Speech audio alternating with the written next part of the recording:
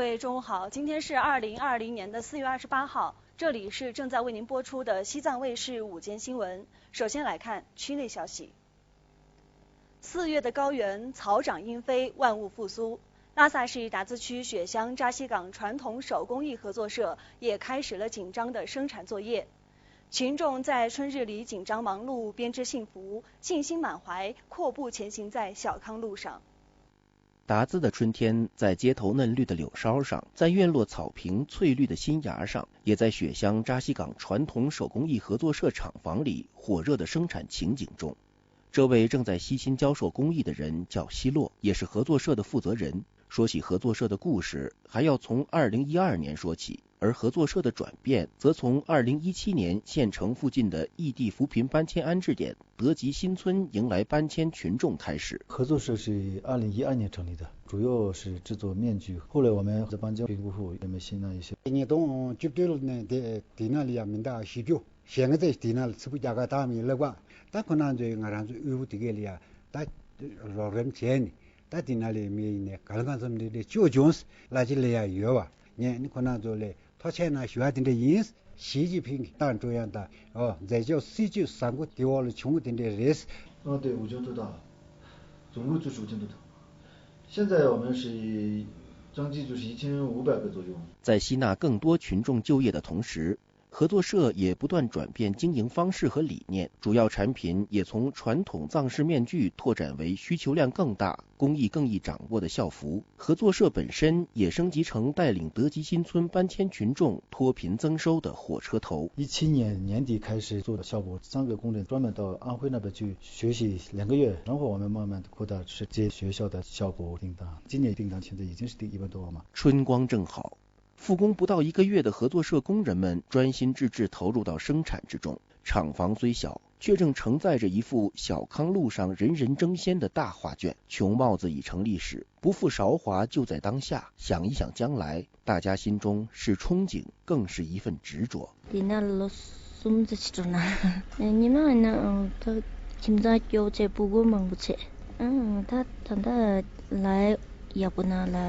到这里啊，你都我别么现在去，你那个要不去，那拉呀呀把草芽也是做。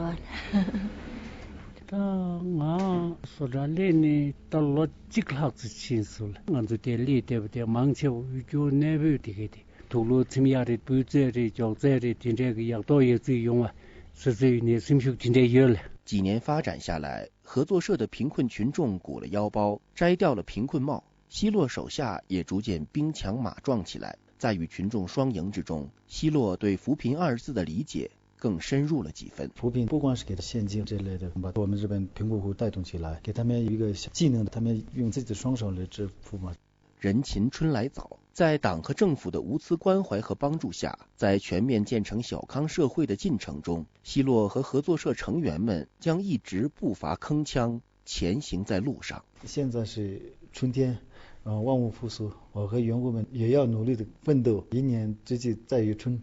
虽然是员工们都已经脱贫了嘛，我们也要更加油，创造更美好的生活。连日来，阿里、拉萨、昌都相继对2020年4讲4爱群众教育实践活动进行动员部署。自此，今年的4讲4爱群众教育实践活动在我区全面铺开。近日，阿里地区召开动员部署会议，对2020年4讲4爱群众教育实践活动进行专门安排，并在异地扶贫搬迁安置点康乐新居文化广场开展了启动仪式，让4讲4爱融入到群众的生活生产中，学生的学习生活中，生意的修行生活中，职工的工作生活中，成为群众的是非标尺，行为准则。今年阿里地区的4讲4爱群众教育实践活动将在巩固上下功夫，切实落实各级书记第一责任，切实发挥宣传思想文化部门职能作用，切实发挥农牧民宣讲员骨干作用，切实发挥群众的主体作用，推动教育实践活动往实里走，往深里走，往心里走。是4讲4爱群众教育实践活动在阿里高原遍地开花，今年我们即将与全国一道全面建成小康社会，赢得决善脱贫攻坚战的伟大胜利。在这个历史关头，开展好4加4案群众教育实践活动，具有重大的现实意义。据了解，拉萨市今年将围绕精讲深学、查短补弱、建章立制、出实招、用实功、求实效，压实压细各级书记示范宣讲责任，用足用活新时代中文明实践中心平台，努力使党的创新理论和各项惠民政策家喻户晓、人人皆知，使习近平新时代中国特色社会主义思想成为各族群众决胜全面小康、决战脱贫攻坚的行动指南。爱劳动、爱学习、爱家园，用勤劳的双手铺就梦想之路，为建设美丽西藏添砖加瓦。俺弟说的呢，俺做到哪里呀？别啥个下去，看着别我都点讲座呢呀，俺做呀，独立咱们大地讲独立切西别讲一。今年，成都市将按照区党委统一部署，紧盯主题，紧扣主线，把4讲赛群众教育实践活动与庆祝昌都解放70周年结合起来。丰富内容，活化载体，精讲深学，教育引导基层群众真正明白会从何来，会在何处。我们牢记讲党爱核心，讲团结爱祖国，讲贡献爱家园，讲文明爱生活。我也要成为一个新教群众值得信任的声音。通过走出入户，面对面，将宣讲内容送到群众身边。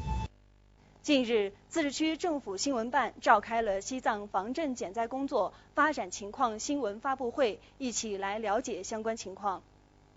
自治区地震局党组书记哈辉、区地震局副局长尼玛介绍我区防震减灾工作取得的成效和进展情况，并回答记者提问。近年来，我区防震减灾事业现代化建设全面推进，震情监视跟踪工作措施不断强化，防震减灾公共服务能力进一步提高，地震灾害应急处置能力稳步提升。截至目前，全区共有各类应急避难场所143个，可容纳37万多人。大力推进自然灾害防治9大工程，涉及地震灾害的灾害风险调查和重点隐患排查工程，地震易发区房屋设施加固工程，进一步加大资金投入力度，大力推进防震减灾基础设施项目建设，不断提升防震减灾服务保障经济社会发展的能力和水平。据了解，面对我区地震活动频度高、强度大、范围广的特点，地震部门全力推进国家地震烈度速报与预警工程、青藏高原地震监测能力提升等防震减灾重点项目建设，为群众安全保驾护航。建成后，我区监测能力除了羌塘无人区外，其他地区由3.5级提升至3.0级以上，地震速报的时效性和准确度也有效的提升，同时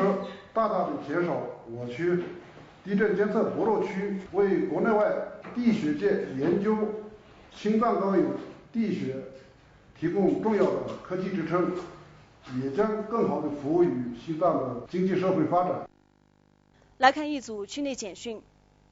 为助力我区企业复工复产提速，我区税务部门将企业纳税信用与融资信用相结合，打造互联网加税务加金融加 N 服务模式，扩大企业受惠面，实现企业有发展、银行有效率、纳税更诚信的良性互动。截至4月20号，全区受惠企业由去年45户同期跃升至93户，发放贷款2.63亿元。为响应国家2020年实现消除疟疾的目标，我区2016年启动了消除疟疾行动计划，并下发西藏自治区消除疟疾行动计划实施方案2010至2020。自2016年至今，我区无疟疾感染病例。目前，拉萨市辖区内共有接种单位94家，1类接种疫苗在拉萨市各个社区卫生服务中心都可以接种，部分社区也可以接种部分2类收费疫苗，广大市民可根据自身情况就近接种。日前，中石油对口援助双湖县2017到2019年项目移交暨农产品采购签字仪式举行，双方就加强援藏项目规范化管理、续产品销售援助签订了援藏项目移交50万元的续产品采购协议，推动双湖县经济社会发展。近日，工部江达县总工会联合相关部门开展了5送系列服务职工活动。活动通过送法律、送政策、健康义诊、环保宣传、文艺表演，使基层干部和农牧民工深切感受到了党和政府的关心关怀。近日，丁青县护苗2020绿书签进校园活动走进丁青县第1初级中学。活动以互助少年儿童健康成长，抵制有害出版物为主题，让青少年受到优秀文化滋养，安全、健康、阳光、快乐成长，使青少年养成良好阅读习惯。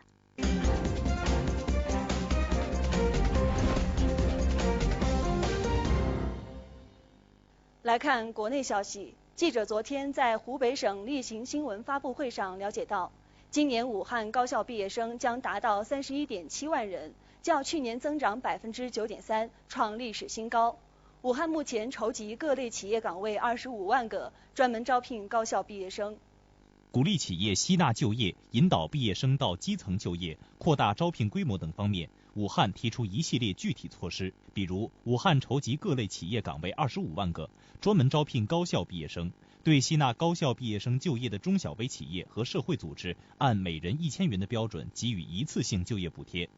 为引导高校毕业生到基层就业，武汉市增加了2000个社区工作岗位、1000个公益性岗位、5700个就业见习岗位，增加了2020年全市公务员选调生招录计划，将事业单位空缺岗位主要用于专项招聘应届毕业生。为鼓励创业带动就业，武汉将市级优秀高校毕业生创业项目最高资助标准由20万元提高到30万元，对符合条件的市级创业孵化基地给予每年15万元奖补，对高校毕业生返乡创业项目最高给予20万元奖补。近日，教育部办公厅、住房和城乡建设部办公厅联合印发关于进一步做好城镇小区配套幼儿园治理工作的通知，要求对需要转为普惠型幼儿园的小区配套园提出整改实现要求。通知指出，各地要对照本地2020年学前3年毛入园率、普惠性幼儿园覆盖率和公办园在园幼儿占比等目标，研制2020年治理工作方案。针对未完成整改的城镇小区配套园，要求一园一策深化整改任务，明确落实举措，逐园逐项落实，实行消耗管理。通知还分别对需要转为普惠、需要移交回收、置换、购置以及新建、改建、补建的配套园提出了整改实现要求。通知强调，将把各地小区配套园治理进展作为对省级政府履行教育职责评价内容，对虚报治理进展、走形式治理、普惠性幼儿园不普惠等假治理行为严肃处理。教育部住建部治理工作联合办公室将定期通报各地整改工作进展。国际消息，我们再来关注全球最新疫情。根据世界卫生组织最新的实时统计数据，目前全球累计新冠肺炎确诊病例为288万3603例，累计死亡病例19万8842例。当地时间27号，世卫组织举行例行新闻发布会。世卫组织总干事谭德赛表示，虽然欧洲新增新冠肺炎确诊病例数在下降，正在放松管控措施，但是新冠肺炎大流行远未结束。